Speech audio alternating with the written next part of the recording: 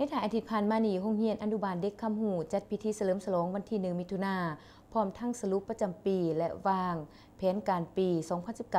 2019-2020 อยู่ที่โรงเรียนดังกล่าวโดยการเข้าร่วมของท่านนางเกตมณีอินทวงศ์ต่างหน้าหน่วยงานภาคบังคับศึกษาธิการและกีฬาท่านนางศรีประมาขะเน้งก่อนวัยเฮียนศึกษาธิการและกีฬานครปักเซพร้อมด้วยครูพ่อแม่ผู้ปกครองเด็กและน้องน้อยนักเรียนเข้าร่วมอย่างพร้อมเพรียง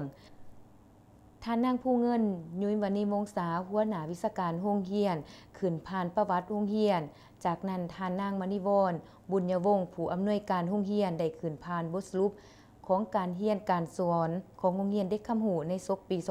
2018-2019 พร้อมทั้งวางทิศทางแผนการในต่อหน้า 2019-2020 โดยการสร้างแนวคิดให้ครูมีความสามารถสอนดีสอนเก่งสร้างให้นักเรียนรู้เคารพแก่ครูและผู้ใหญ่สำหรับศกเรียนผ่านมาได้มีเด็กนักเรียนที่เรียนดีเรียนเก่ง17คน